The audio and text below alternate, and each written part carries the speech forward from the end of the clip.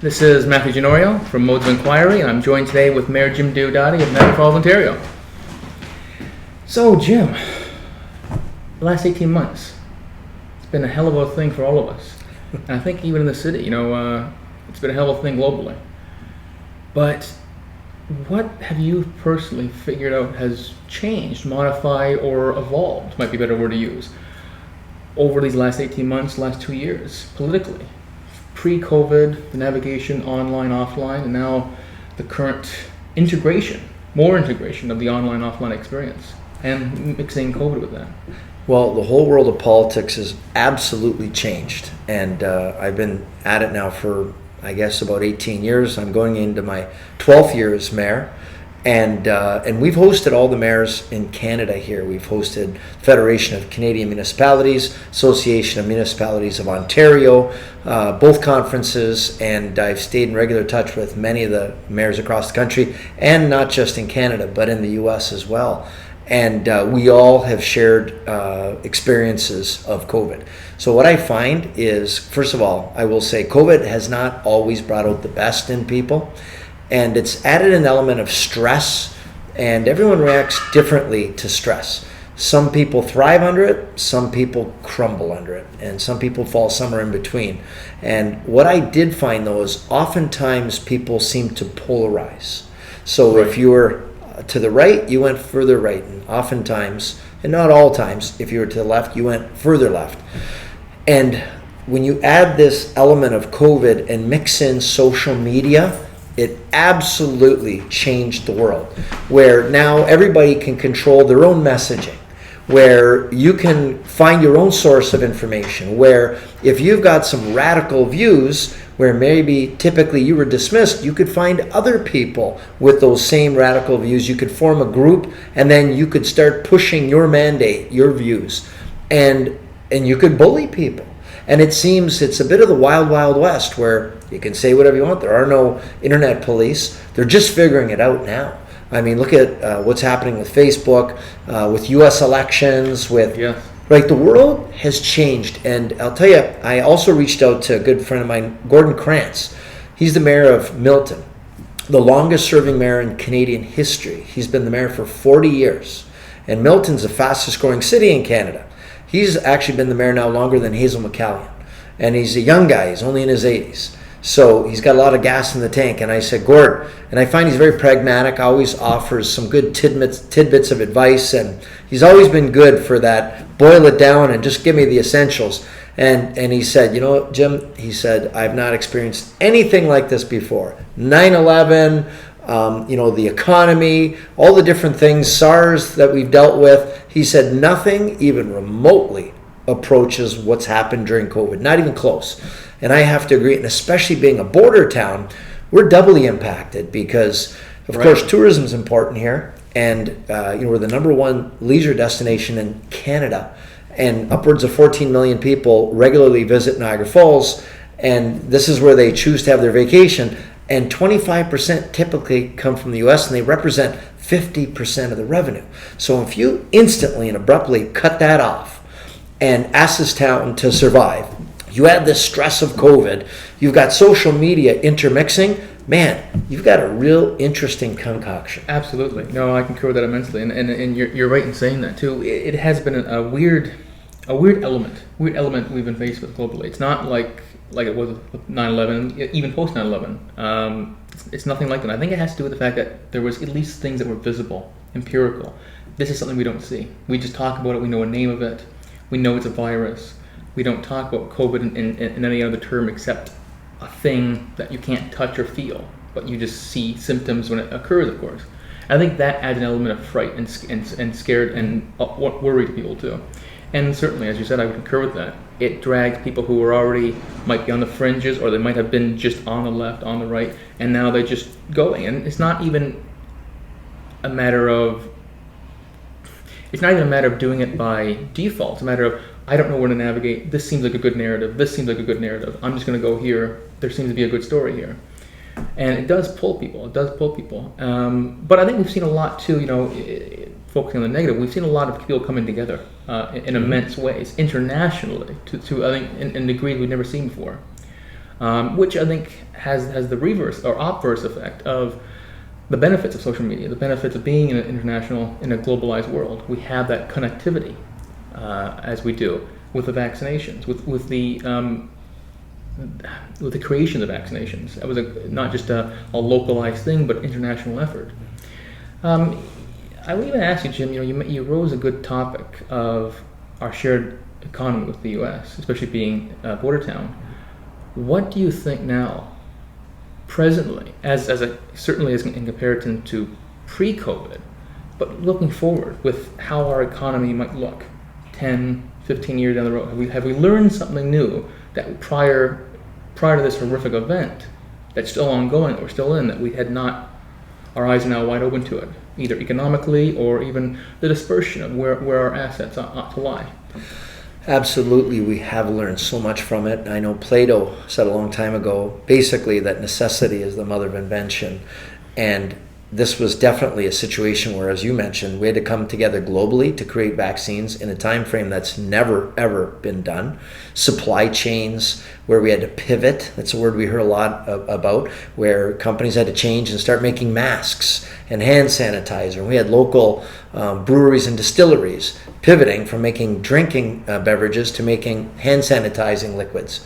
And you saw a lot of this. You saw companies reinventing and creating systems of UV ray and misting hydrogen peroxide to sanitize equipment and services. And a lot of innovation took place. And we also realized, and we've always known this, diversify your economy. You don't want all your eggs in one basket.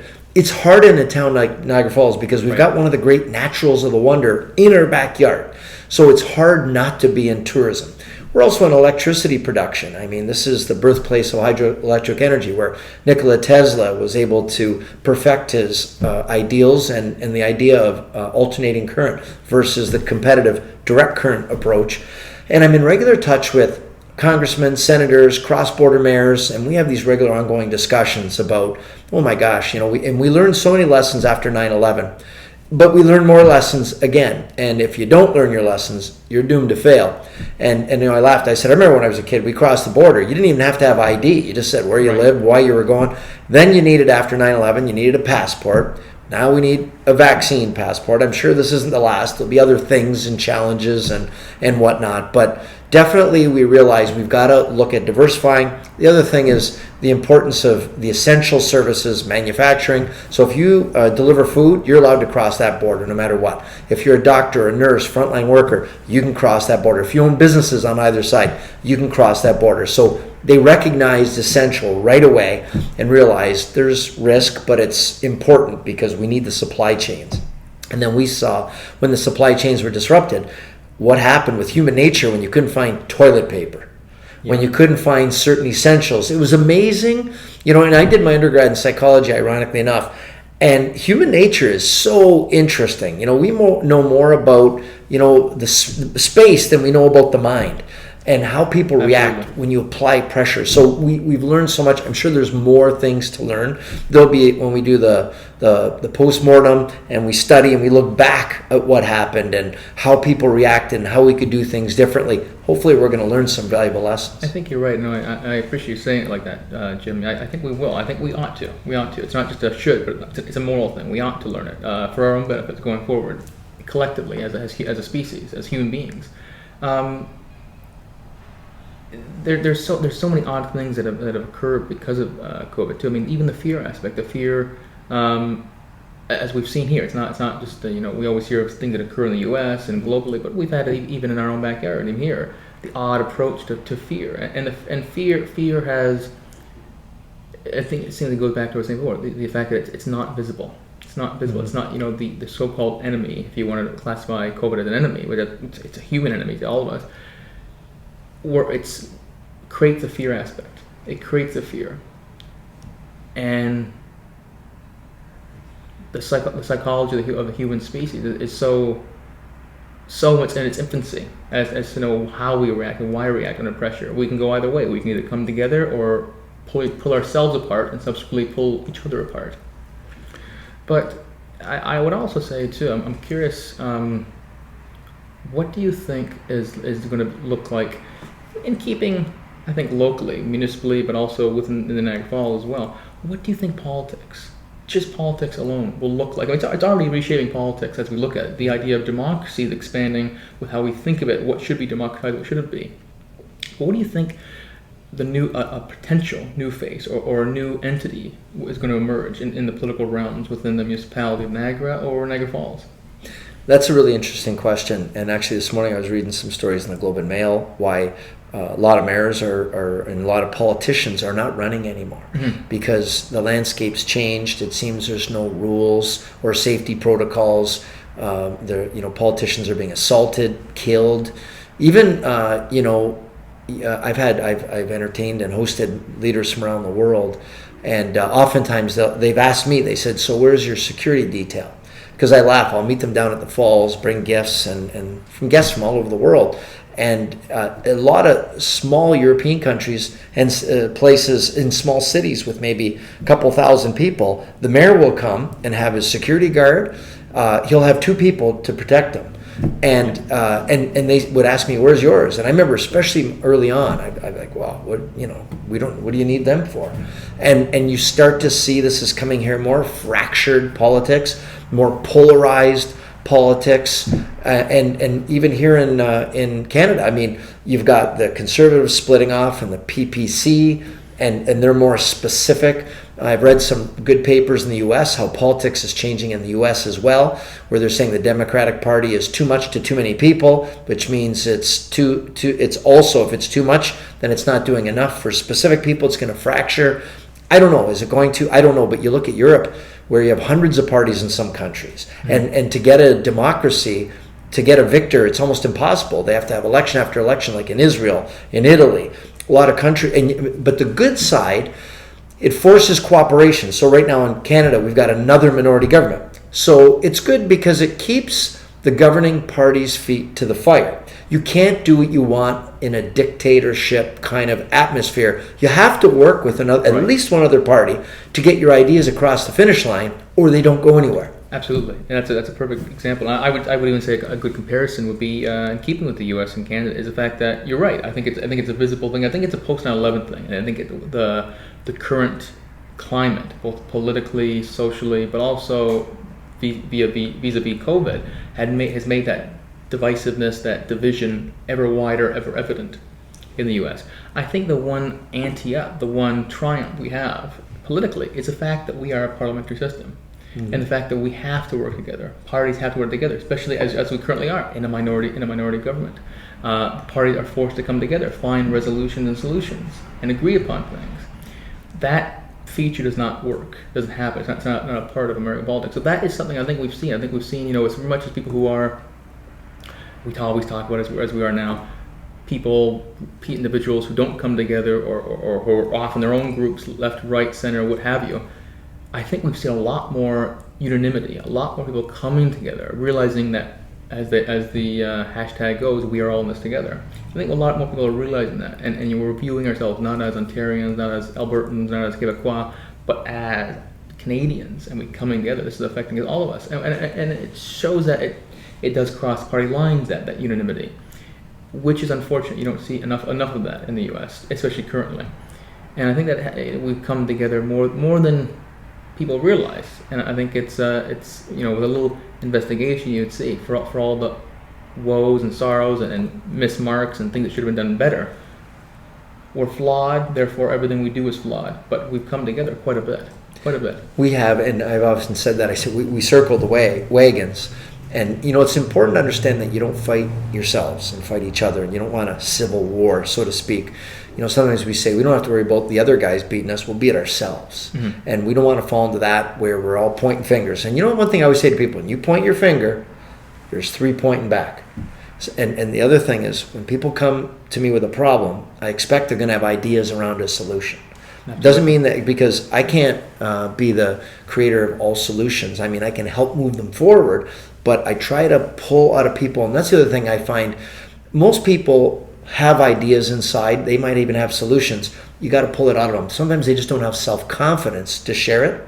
So even when my staff would come and say, "Hey, we've got this problem, whatever it is," and I'd often say, "Well, what do you think we should do about it?" and they're kind of surprised, that I'm asking them because they're coming to me for an answer. And oftentimes they've got the best answer. I don't. Right. I think that's a great idea. Let's run with it. And I'll often say too, Matthew, I don't need to lead. I can lead with someone else's idea. Let's just go with the best idea. Right. I don't care where it comes from. A good idea is a good idea all day long. I don't care who it comes from. And I've had people say, well, you can't support that. That idea comes from this group. And I said, well, this group came up with a good idea. And you have to be able to separate, even if you're watching sports and the opposing team is beating your team. I mean, a good play is a good play. If they outsmart you, you got to have the respect to give credit where credit is due. And I think if we always focus on the best idea instead of just winning, I think that's how you move forward as a society. Because winning, it might be about the loudest voice, not the best idea, or the biggest group, or the most aggressive people. That's not going to move us forward. It's got to be about the best idea and really objective honesty about, that's a great idea. Let's do that. I like that idea. I concur. That's actually one of the mottos of the podcast, actually, is the truth has no home. And nor do solutions. Wherever they come from, if they're advantageous for all, if they're beneficial, they don't deserve a label. They're not left, right, they're not center, they're not from this group or that group. They're good. That's a good idea. We uplift that idea. We should not label it. So I concur with that immensely. I think that's one of the things that seems obvious to me, but evidently not to enough people. And you want to uplift. You want to uplift a good idea. You want to not cast it away because it's not a part of your particular group or your particular leaning at that moment. If a good idea works, a good idea works.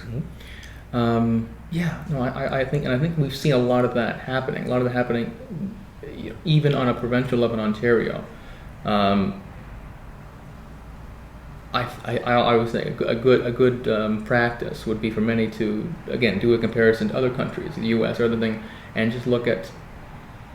For all the things you might want to say, good, bad, in between of the Ontario government, we have done a lot better coming together. We have a lot better. Ontarians have done very well, both politically during this time of COVID, and even socially.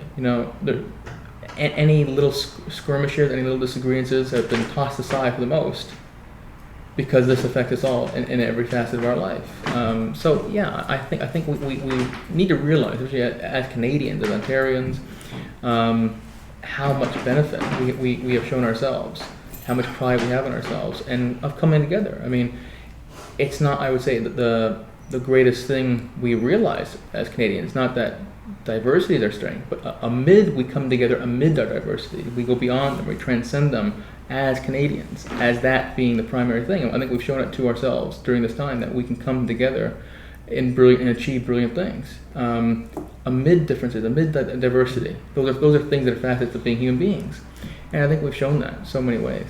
Well, I think I like the idea that we celebrate our differences because that's what makes us stronger and unique. It's kind of like DNA. When you cross DNA, the strongest ones are going to be the ones that survive, and you become stronger. And I think as a nation, we're so interesting. We've got so many different cultures here in Canada. It's such an interesting place. And the upside to the downside of COVID and what we've gone through is, I'll tell you, for me, one thing is you come to appreciate things once you lose them. And I dealt with cancer 3 years ago, and I said, if one of my friends she had gone through it, written a book, and she said to me when I first started my journey, she said, when this is all over, you'll never wish it didn't happen to you. And at first I thought those were crazy words. I thought, how could you think that? But then I came to realize, I'll give you an example. I couldn't taste food. I couldn't eat it, and I love to eat.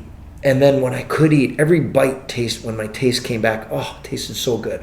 I couldn't walk. I couldn't walk more than 2 or 3 houses up my street. I just had no energy, and I'm a high energy, active person. And for me, that was the worst thing possible.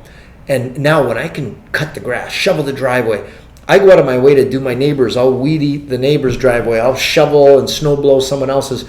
And the reason is because I can. I feel so grateful. I thank God every day that I've been given back my health. I get another chance. And sometimes people who've had it then lost it, much more grateful the second time through because you don't take it for granted. You're so grateful that you have these things. Even the simple little things, being able to go in, there's toilet paper at the grocery store, there's milk, there's all the things you need. And we don't realize a lot of countries are not like that. We have everything we want at our fingertips, and we're spoiled. And, I said to my kids before, I remember I was in India and going through a number of countries, and I said, man, you want to see people who don't have a lot but are grateful and happy. And I go, here, we complain about what we don't have instead of being grateful for what we do have. It's a half cup full, half empty kind of approach. But I think this helped, and I hope it lasts, because people said, well, Jim, eventually your cancer, you'll forget about it and you'll be back to the way you were. And I said, no, that'd be a shame, but I'm not. Every day, every meal, I think about, oh, this tastes so good. Every time I can do something, and same with this COVID thing, as we're coming out of it, I'm like, oh, so excited. I get to go to a movie tonight, or go see a play or a concert, or have my family together for Thanksgiving or Christmas. Like, I can do it again, or people can gather at the mosque or the church or the temple or whatever. I always say the upside to the downside is we should be more grateful, be more appreciative of what we have, and focus on what we have instead of what we don't have. Precisely. I concur with that. And Jim, I want to say congratulations on recovering the battle. Thank you very much. It's big upheaval, and you did a good job with it. It's tough when you got 3 teenagers at home, right? Absolutely. And they're counting on you. So I'm grateful it's behind me. But I'm not like my friend said to me. I don't ever wish it didn't happen. I think I'm a much better person because of it. Right. I mean, I'm thinking of 2 good quotes. One, it was said by a journalist who died, a beautiful journalist, a British-American journalist who wrote a book called Mortality when he had cancer. And he said, everybody says, you're fighting cancer. And he says, no, it's fighting me. I didn't ask for this battle. And I think that's so true. It is very true. And, from dark times, the most enlightened soul emerges. I think you do. You take something from those moments and from that period of time. And you don't change that, as I say, but I always like to say, evolve but never change. You're always evolving. We're staying true to the person, the integrity, etc., but you're evolving. And those moments, those periods, those duration of time, good and bad, may allow you to evolve as an individual. So I think you've done a good job with that. Well, it's funny you say, I like what you said, and I agree with it. I always said, if you want to know what's inside of somebody, you got to put pressure and squeeze and see what comes out. Absolutely. And one of my mentors, and I've got many, many mentors, one of them said to me, if you really want to know what a person's made out of, give them money or power. It doesn't change them. It makes them more of who they really are. Precisely. And so I 100% agree with what you said. And definitely, for me, it was a big growth period and a chance to be a better everything, a better dad, a better son, a better neighbor, a better everything. And I appreciate, having another chance at things. And sometimes that second time around, you just have a little bit of a renewed, appreciation for what you do have. Absolutely. Yeah. Absolutely. I think that's well put. I think that's well put. I would agree with that as well. I think that's a slightly good segue too. What do you think? We talk a lot. There's been so many academic articles, medical journals have said, so many publications talking about the stress levels and COVID fatigue. Mm-hmm. I think we've all experienced it. I know I have myself. Mm-hmm. Do you think this pressure, for lack of a better word, that we're all under and that we're all now decompressing, do you think that will have a great, enormous impact on from a positive sense, in any innovation? I know I missed out on certain things. I no longer want to. I'm achieving this. I'm focusing on this. I'm directing my energy, or collectively, we're directing our energy towards X, Y, and Z. I do. I think they're calling this the Roaring 2020s, where I think it's going to be a period people have saved more money than they've ever saved. They've paid off debts. They've done without. They haven't been to the cinemas. They haven't visited. They haven't traveled. They haven't done the things that they really want to do. I think we're going to see a period of people really reaching out, enjoying life, and at the same time, we've seen some other things happen. We've seen this crazy housing boom that has made housing and real estate unaffordable for many. So now we've got innovation. It forces, and that's why necessity is the mother of invention. So now we're looking at tiny homes. We're looking at integrated mixed housing. So affordable housing within market housing, government cooperating and incentivizing developers to create more affordable housing. So we're looking at creative solutions, and sometimes it takes a crisis. I think Churchill said something about not wasting a good crisis. So sometimes you need a crisis to come up with some innovative, creative solutions. And here we are. We've got a crisis, and sometimes it's accidental, like Teflon or 3M sticky paper, or antibiotics, penicillin, or pick your zippers, or Velcro, or there's so many things happen by accident. Absolutely. They're great innovative turns, and I'm watching, and it's all digital now. So what you can do like this, there's more technology in this phone than they used to have, before NASA. And now I look at my key fob, and this has got more technology than some of the Apollo missions. Absolutely. And when you think about where technology is going, and I heard someone recently talk about the Jetsons, and the jokes about 10 years ago were levitating cars. Where are they? They're here. Yeah. They're here. Oh my gosh. And the things that are happening, if you can think about it, it can be created. And space travel and all the things we joked about when we'd watch Star Wars or Star Trek or all these space shows, it's happening. So I tell you, if people can, it's an exciting time, and humankind is learning faster than it ever did with quantum mechanics, and we've got computers working together collectively. The computing power is unbelievable. I have no idea where this is going, but it's exciting times. I expect lots of innovation, lots of changes, hopefully for the better. I mean, there's a downside to it too, but again, I'm just focusing on the good. Absolutely. I mean, you always want a good balance, and I concur with that immensely. That's beautifully said, Jim. I concur with that immensely, how you said that. I think it is. I think we are in one of those roaring 2020s. I think it is. It'd be no use to look on the negativity. I mean, turn every obstacle into an opportunity. Mm-hmm. And I think that's what this period's about.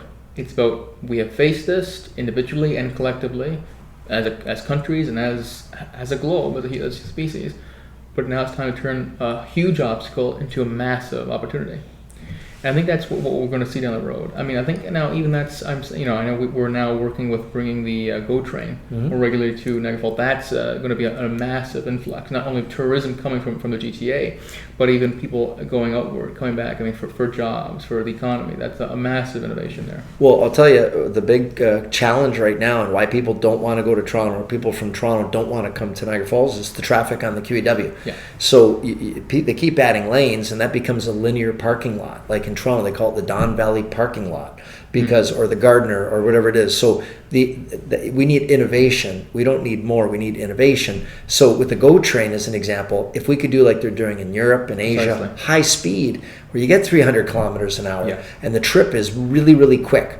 And with the GO train, just before COVID, they're about to go to 11 trains a day. We've been blowing away all of their projections. On a Saturday morning train, we'll have 1,200 people getting off, and a good chunk of them with their bicycles, because they want to ride their bikes to the wineries and ride their bikes to the Airbnbs and the B&Bs, and people are starting to enjoy that kind of thing. The other thing, talk about innovation, with your phone or your smart device, you can have meetings virtually.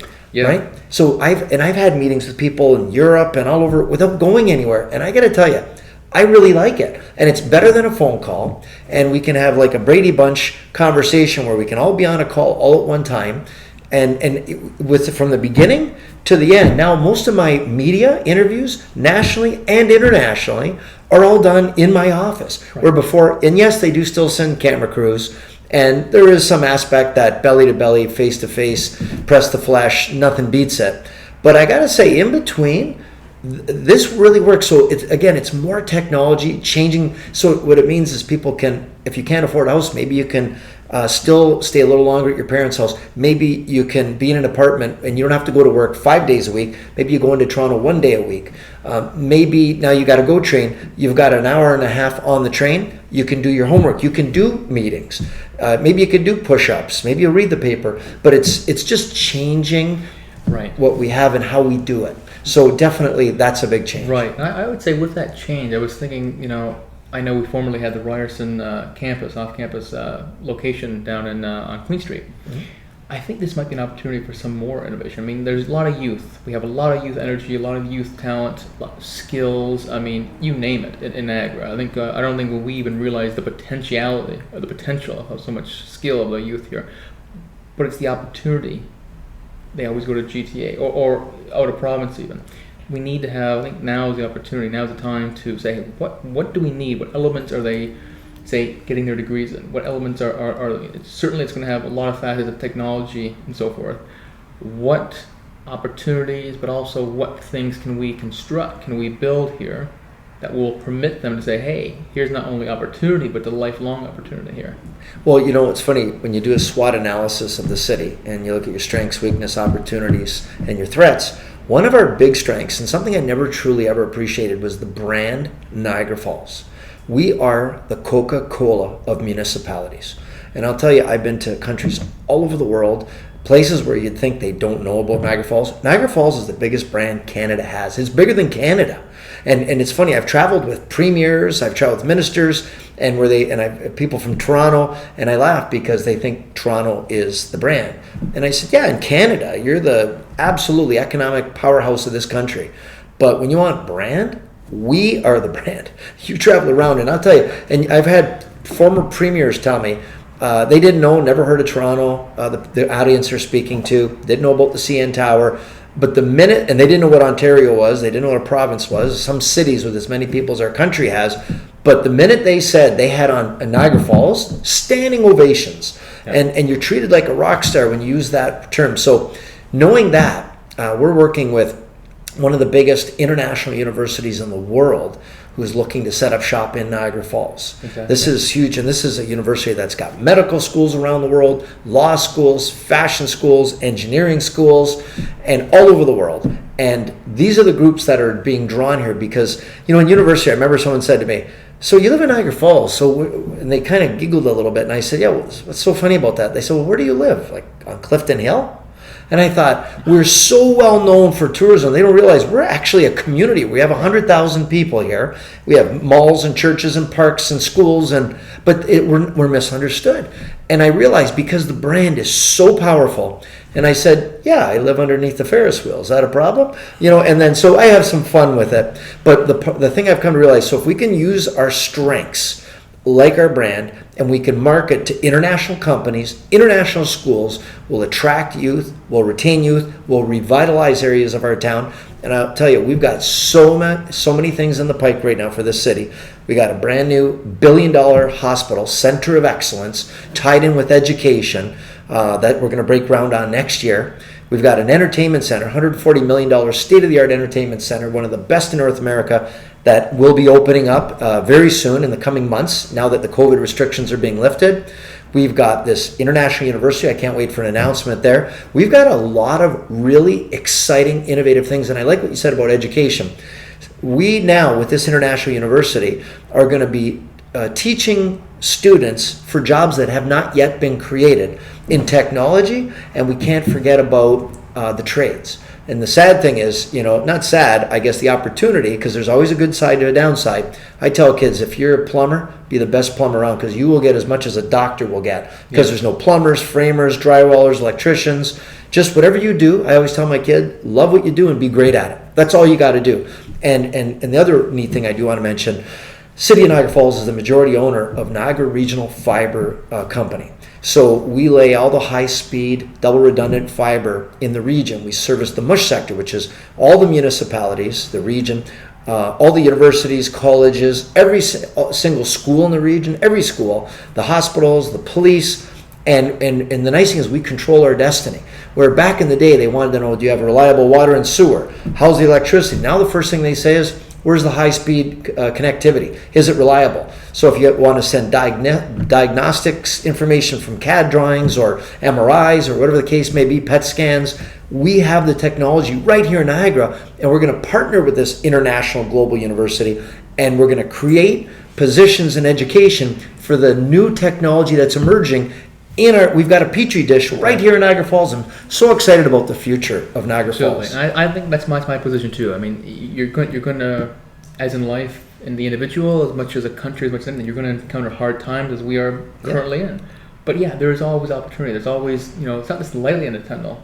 You're the light. You got to realize you're the one holding the light for yourself, and the tunnel's there. The tunnel's there. It's not that somebody's not holding it for you. You're there, and the light's always on. You just got to realize it. You got to realize sometimes how to get the light a little brighter.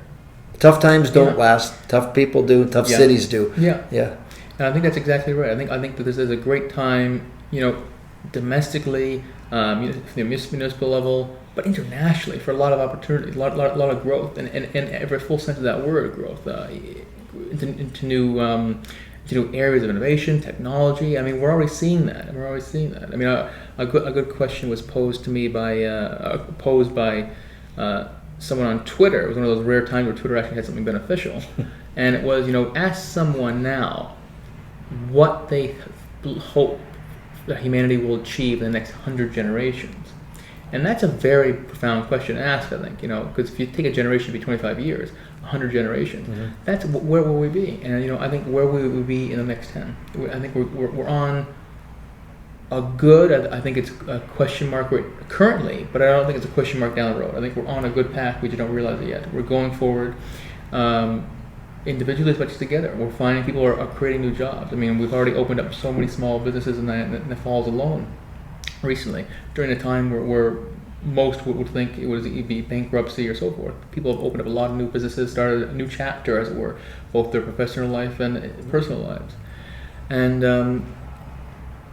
what do you think too, with respect specifically to COVID and health? What have we learned? What method, I guess, would be the point to guess, have we learned to how to approach it from a public health standpoint? Have we learned prior to what we're doing, and what have we done now? What have we learned to say, hey, those don't work, this is what's working, and even amid everything what we dabbled with, this wasn't working, but now we seem to finding the fit. What would you say we've done? Well, it's interesting with the new COVID protocols, distancing, washing your hands or sanitizing, wearing your mask.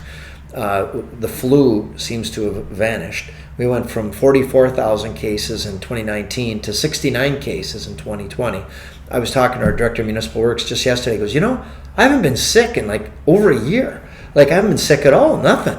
And I said, that's good and it's bad, because you need your immune system. You don't use it, you lose it. So I mean, and that's why I remember reading a story about doctors saying when kids pick their nose and eat it, don't stop them. It's their way of building their own immune system. Or when we were kids, we come in filthy, dirty, playing in the mud. Right. And I realized, we didn't know. We were building our immune systems. Absolutely. So I think that definitely we've learned things. And my mother always said to me, wash your hands, always wash your hands. She always say, the way you get sick, and she was way ahead of COVID. And she says, when you touch your eyes, your nose, your mouth, with your hands are dirty. Touch a doorknob, a hand, whatever. And so I became almost paranoid. So I always wash my hands before I touch my face. And now people do it more so, and people are not as sick as often. Right. So I guess that's a good thing in one way. As long as we don't get to the point where we're so worried about everything that we don't live life anymore. Right. And that's the part my concern, where people are afraid to get too close to people. And right. I mean, that's what being human is. Exactly. It's about this. I concur with that to the highest. I think that's a concern of mine too. I think that occurs for many reasons, psychologically as much as socially. Who your group network is, who your people hang around with, who are they reinforcing these positions or ideas on you.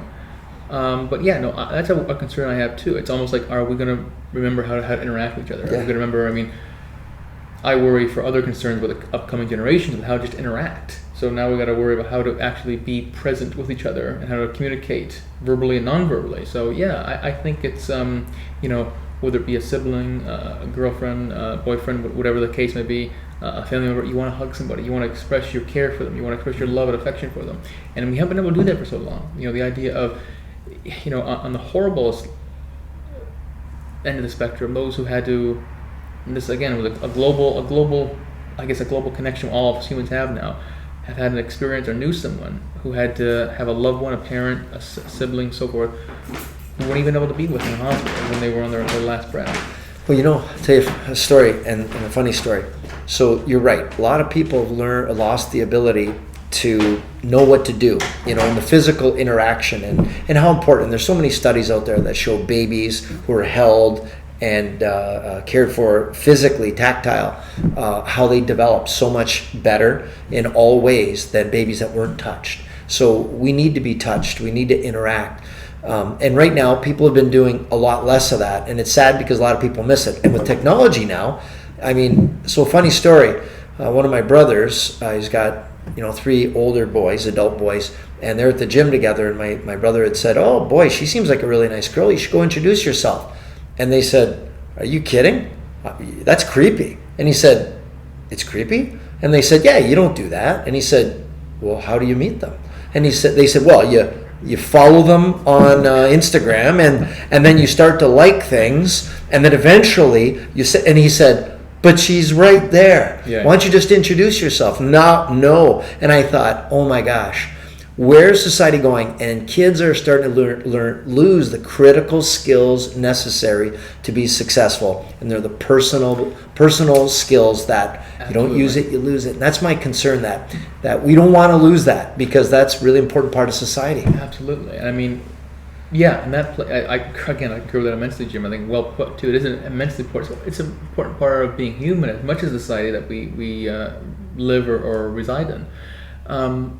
And intertwine that with the fact that, last 18 months, 2 years, that we've been so heavily immersed with the online environment, e-learning, even e-commerce. Most people have done their banking online.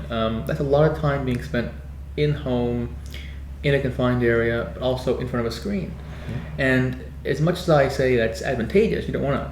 I like the idea of integration. You got to integrate the new and the old, the traditional with the innovative, and that even means having that face time with someone with a teacher, a family member, a loved one, whomever it may be, but also having that real world, real person interaction. You need that, and it's a horrible way that I think that we're in between. I think that's equally as scary as COVID right now. Is the potential loss of elements that mean to be human, the interaction aspect.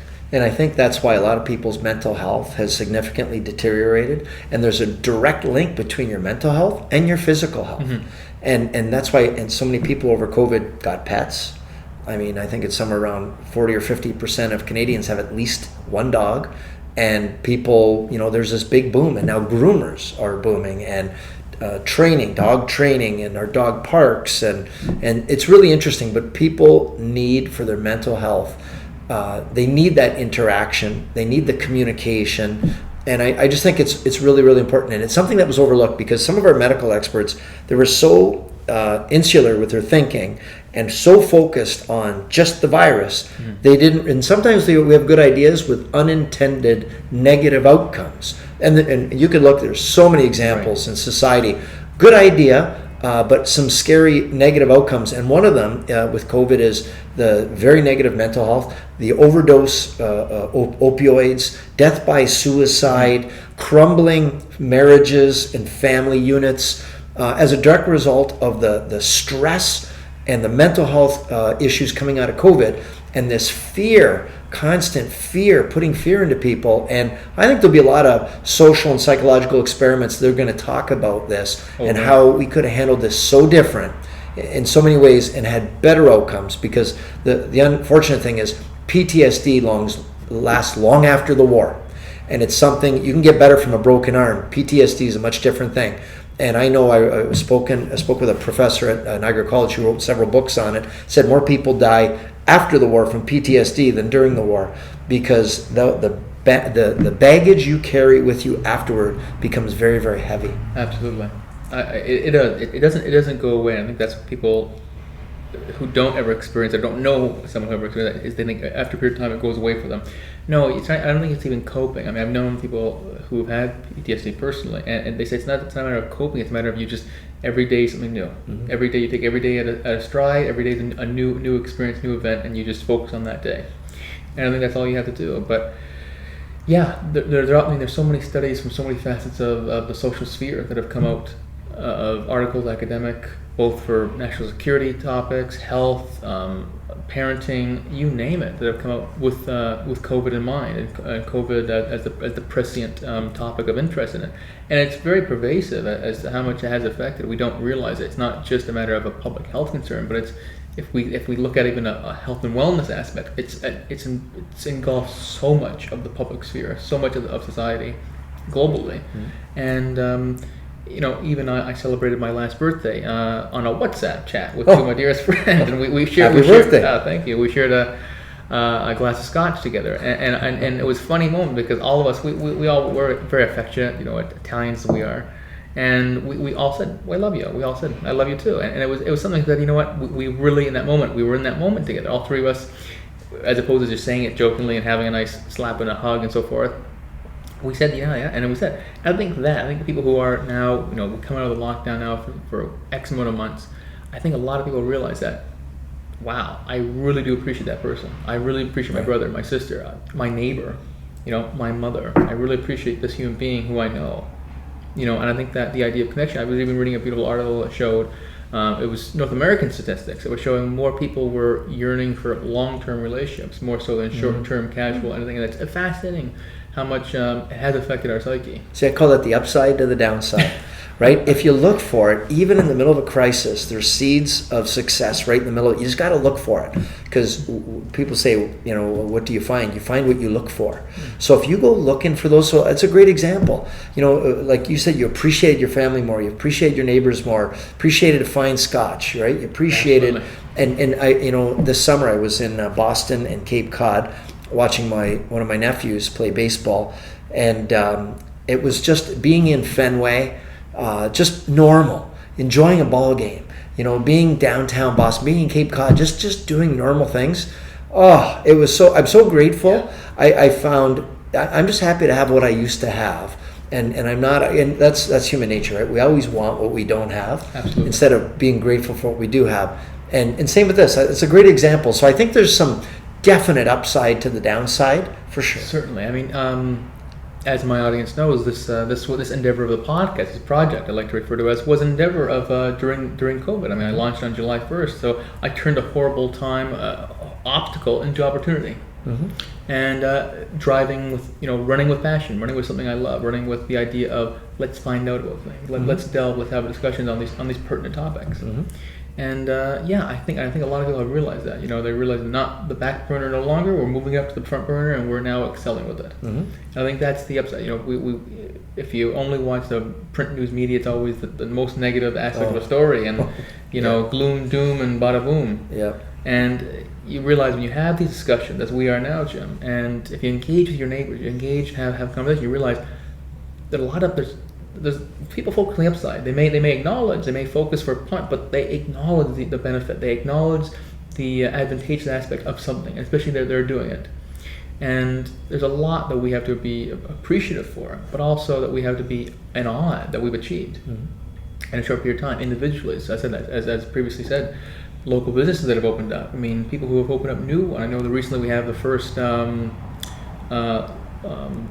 gown shop opening first in Niagara. That's very innovative. That's a remarkable achievement too. It's the first of its kind in Niagara, and that business is going to be booming. So these are wonderful things. We need to look for these more to both for our mental health, but for our awareness of the fact that it's not all horrible. There may be horrific times currently. We're not out of it. We're unfortunately we're not in the post-COVID period yet, but we're getting there. We're getting there because we're doing it together, and we're doing it separately too. We're working on ourselves, on our I like to say we're forging ourselves and forging our path, and forging our careers. The idea of being forging it, something that's arduous and hard and difficult, we're doing that. But we're also coming together amid all this. We're coming together and showing that we're doing that. And I think it's something we have to be proud of as residents in Niagara Falls, residents in Ontario, but also as Canadians. I think we realize that we should look back on this period and take immense pride as what we have done as Canadians. And I think that's something that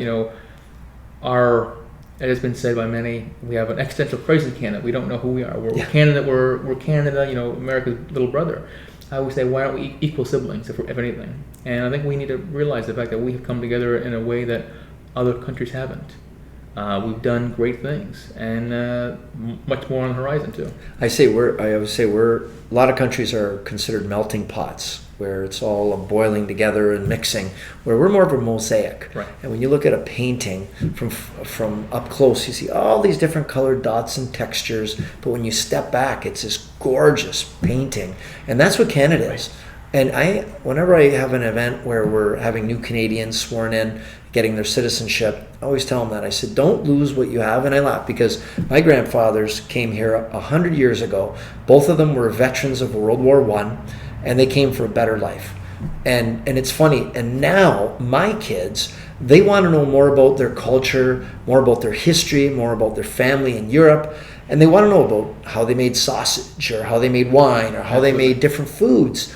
And they're more interested in that kind of stuff, where Europeans came, they wanted you to blend in right away, just eat white bread and do what the rest are doing. And now we celebrate our different, and that's what I love about Canada. We celebrate our differences. That's what makes us unique, makes us strong, makes us interesting. And here, my gosh, there's so many new immigrants, and I go to so many events and I see amazing dance and food and cultures and customs, and it's so interesting. I don't need to travel. They're already here. Absolutely. I think, I know that the Albertan government, for example, I know they had a wonderful opportunity for a lot of people who want to tour, great price and so forth. And I think it's an opportunity that, most Canadians miss out on. We don't travel enough within our own province, let alone our own country. Yes. And there's a federal system for that. There's a lot of reasons for why the prices and so forth are so high, the competitiveness aspect. But it's a great thing, great opportunity for Canadians. I think it might be even an opportunity for provinces on one of those first minister meetings of the first minister to come together and realize, hey, this is probably one of the greatest selling points, but it's also one of the greatest innovative points. We can strive unanimously together to realize, hey, I want people from Ontario to come to Saskatchewan. I want people from Saskatchewan to come to PEI. I want them to share in this. I want them to see what this beauty is. And there's immense beauty, both in person, in thought, in landscape. And we don't realize that. We always want to go outward, and we do that too often as Canadians. We have so much to be proud of and so much to be thankful for, and so much more down the road that we're going to be proud and thankful for, because we're always evolving. Matthew, it's funny you say that, and I agree. I say that all the time. I go, we're quick to go to Australia, or go to Europe, or go to pick your place, but they haven't seen their own country. Yeah. So that's one thing I did when the kids were young enough, but old enough to remember and understand. We took the train, and it's a neat way to see the country. And first we went east, and we ended up in Prince Edward Island. We rented a car for the last part of the journey, and we went west. And we've seen this country, and I've been to Yellowknife. I mean, this is an amazing country, and we're so lucky. We're so blessed to live in the best country in the world, bar none. I know Rob Nicholson used to always say, everyone here won the lottery of life, and I have to absolutely agree with him. And then once you travel, you realize there's a lineup to get into this country. There's a reason why hundreds of thousands of people enter it every year, and millions want to, because we have we roll out the buffet of everything people want. There's something here for everyone. So I'm proud to be part of this, and I agree. People need to take the time to not just know the history, but go see the landscape, meet the people, know the differences, because you think about it, Ontario's as big as Europe. And get to know the people on the West Coast and the East Coast and up north, and Absolutely. Get to know the different, the people, Canadians are amazing people, they really are. Absolutely, I concur with that immensely. We are, we're so amazing in so many beautiful ways. I mean, the way that Quebec or Alberta or Saskatchewan, Ontario is going to be different, and thankfully it's different, because that's more than half of the beauty of it. It's more than half of what makes it so amazing, and we need to take more realization of that. I mean, the idea of taking pride, it needs to be from understanding the fact that this is what we do, this is what we can offer, and this is what we've strive for, this is what we've achieved together. And every innovation that's still coming is coming from that diversity that we have, both provincially, in thought, in person, in landscape. Anything you can imagine we have here. We have so much diversity. I agree with you, Joe, on that. And it's so rich. It's not just, as you said, we're not a melting pot. We celebrate the differences. We celebrate what you can offer. It's not like, oh yeah, you're just going to meld and blend in. No. You have immense to offer. There's a uniqueness of you. What can you now bring here, and we can offer it and relish it together. And yeah, I mean, I think that's and bringing it back to Niagara Falls. There's so much here.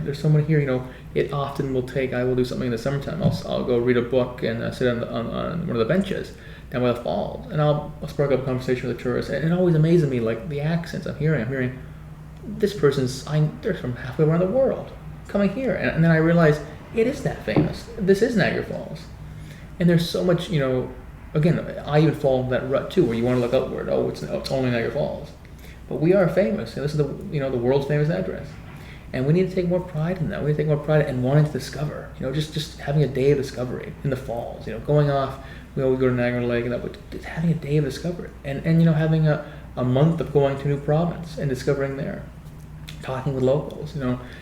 These things all are beneficial, and they go back to what you're saying too. But I would hate to lose that aspect of that connectivity, of the idea of understanding someone. Having a conversation, sparking a conversation with someone, having that wow, I've just met someone new who's from Germany. I met someone new from a completely different country who I would never have known if I didn't want to engage with them. And I hope that, on the path to recovery from COVID, we don't lose that humanistic spark that what makes us so uniquely human, our quirks, but also our ability to engage with each other and laugh and like, hey, that's odd, that's weird, I'm odd, that's weird, and here we're coming together with our oddness and weirdness. Let's all be unique together. Yeah. And I like the idea of exploring and enjoying what we have. And it's funny, people will say to me when I'm traveling, they say, oh my gosh, you have the falls right there. And I say, yeah. They go, you must go see it every day. And I thought, how sad is that? I only go see it when there's tourists here. And we avoid it because there's too many people, or the mist, your car is going to get wet, or whatever the case is. We avoid it. Yet it's one of the great natural, 20% of the world's fresh water flows right here in Niagara Falls, creates hydroelectric energy, it creates tourism. Some of the best fishing in the world happens here. Great full spectrum rainbows every day, every afternoon.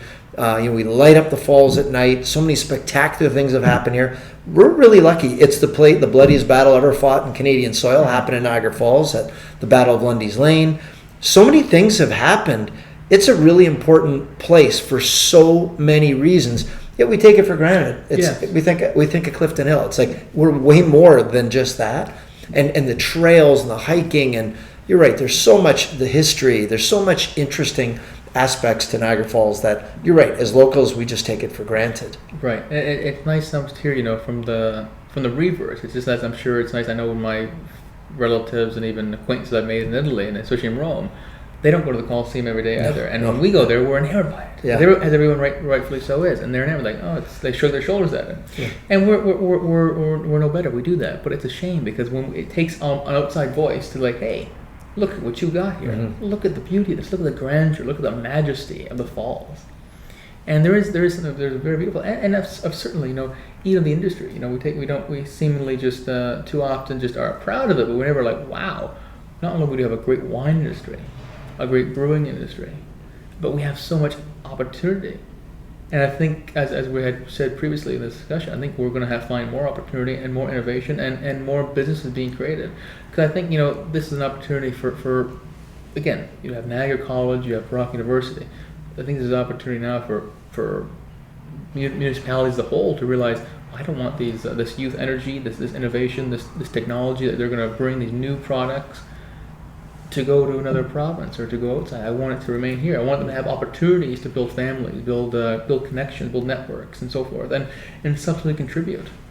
Absolutely agree with you. Lots of opportunity here. Like they say, plan your work, then work your plan. So Absolutely. As long as we know where we want to go and what we want to be and what we want to do, we're going to be fine. So that's the key, is good planning. And do your SWOT analysis, know what you're good at. And as I said earlier, and as I always say to my kids, just find something that you like and always provide value. When you're there, don't take, give. And if you provide value, people will always be looking for you and what you're offering. And there'll always be opportunity, and you'll have a fulfilling life. And I think Niagara Falls, it's exciting. I think our best days are yet to come. I think we're discovering things that we've taken for granted. And I've learned, I can tell you, I always thought I understood Niagara Falls, but I didn't until I went out. And then you looked in and you realize it's Niagara Falls. I said it earlier, I can't say enough, we're the Coca-Cola of municipalities. When people say Tokyo and Rome and New York and Berlin, Niagara Falls is in that same sentence. Right. And you don't really appreciate it because you just think, well, it's my hometown. It's big. And anyway, we can build on that. We got some exciting times ahead, and I look forward to having more chats with you. Absolutely, Jim. I appreciate the discussion today, and I wish you all the best. Thanks, man. Future discussions.